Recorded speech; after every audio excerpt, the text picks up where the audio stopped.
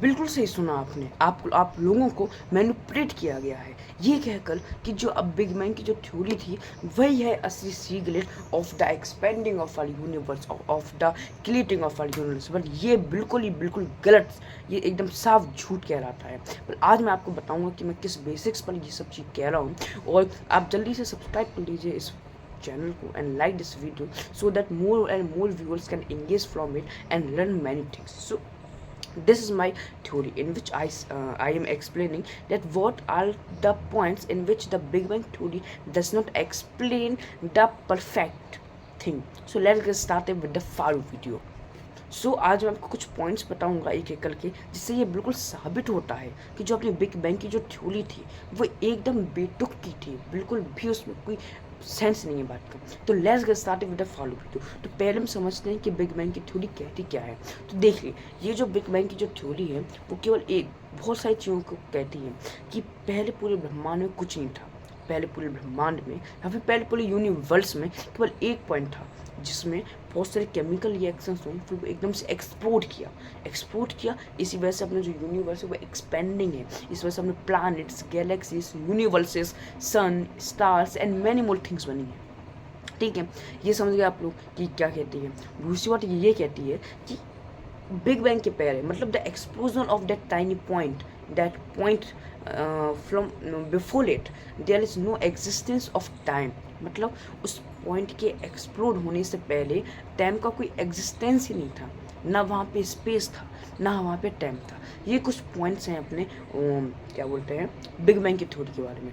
अब मैं आपको बताऊंगा कि मुझे ये पॉइंट्स क्यों नहीं लगते अच्छे, मतलब मैं क्यों बोलता हूँ कि ये बिल्कुल बेबुनियाद है। तो आज मैं इस वीडियो में आपको बताऊंगा। तो चलते हैं अब मेरे पॉइंट ऑफ व्यू। तो सुनिए, मैं अब ये कहना चाहता हूँ आपसे, क्योंकि अगर आपने इसमें थोड़ा सा ही मिस किया तो आपको पूरा जो टॉपिक है वो पूरे सेल के ऊपर से जाने वाला है। तो let's get started with my point of view. तो सुनिए मेरा point of view. Big bang क्या कहता है कि पहले एक पॉइंट था पॉइंट, ना उसके पहले टाइम का एग्जिस्टेंस था, ना उसके पहले स्पेस का एग्जिस्टेंस था। तो मिलने के बाद ध्यान सुनिएगा, वो पॉइंट है, आप उनका उसमें कुछ केमिकल रिएक्शंस हुए तो फिर वो एक्सप्लोड किया।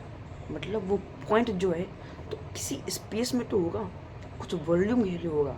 तो आप कैसे कह सकते हो ये चीज़ कि उस बिग बैंग के पहले कुछ था ही नहीं, स्पेस था ही नहीं। था तो स्पेस, जिसमें क्या तो उसी में तो जो पॉइंट आप कह रहे हो कि एक पॉइंट था उस बार एक्सप्लोड हुआ, तो उसे भी तो कुछ स्पेस चाहिए ना रखने के लिए। ऐसा तो नहीं कि वो कहीं पर नहीं था, उसका वॉल्यूम 0.5 सेंटीमीटर क्यूब था, उसका एरिया 0.5 सेंटीमीटर क्यूब का 2D हो तो एरिया और 3D हो अगर तो अपना क्या बोलते हैं वॉल्यूम। तो ऐसा तो हो नहीं सकता। आप खुद बताइए, नहीं हो सकता ना।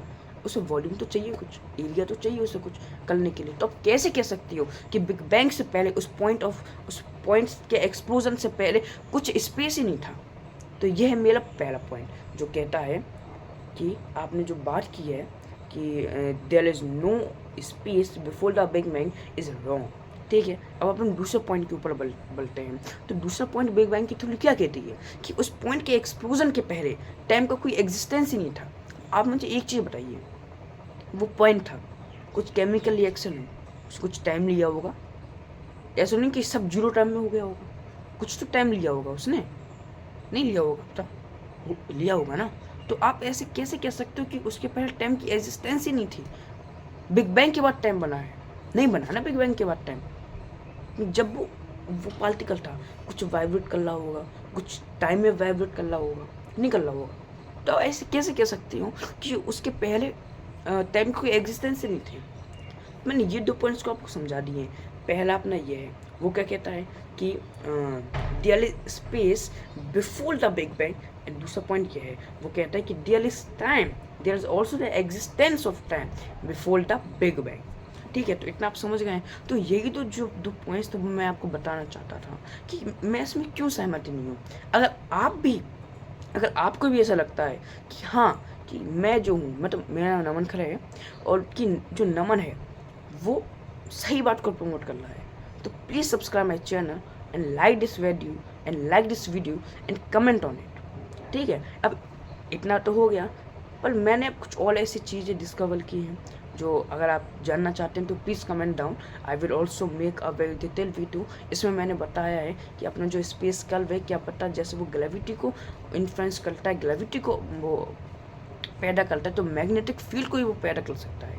आपको लग रहा होगा ये कौन है भाई, ये क्या इंसान है जो भाई ग्रेविटी को मैग्नेटिक फील्ड के साथ कनेक्ट कर रहा है। जाने कौन सा पागल इंसान है भाई। पर मेरी बात ध्यान सुनिएगा, मैंने बहुत सारी चीज़ें डिस्कवर की, जैसे अपना आयोटा हुआ, एरर एंड आयोटा हुआ, तो बहुत सारी मेरी थ्योरीज हैं। अगर आपको उन थ्योरीज के बारे में जानना है तो please comment down. I will literally make a very detail video on it. So I hope कि आपको समझ में आ गया होगा। तो आपको ये भी बताना है कि आपको वो चाहिए कि नहीं चाहिए, और दूसरी बात आपको ये भी बताना है कि क्या आप मेरी बात से सहमत हैं कि जो बिग बैंग की थ्योरी है वो बिल्कुल ही गलत है। तो अगर आप मेरी बात से सहमत हैं तो पहले एक कमेंट बॉक्स में एक स्टेटमेंट में ये लिखिए, yes Naman, I am with you, the big bang theory is wrong. उसके बाद अपना आपका जो पॉइंट ऑफ व्यू फिर वो लिखिए। और दूसरा कमेंट आप क्या करेंगे, हाँ तो दूसरा कमेंट आपको ये करना है कि आपका पॉइंट मतलब आप क्या कहते हैं कि मुझे अपनी जो थ्योरीज हैं वो अपने इस प्लेटफॉर्म पर, मतलब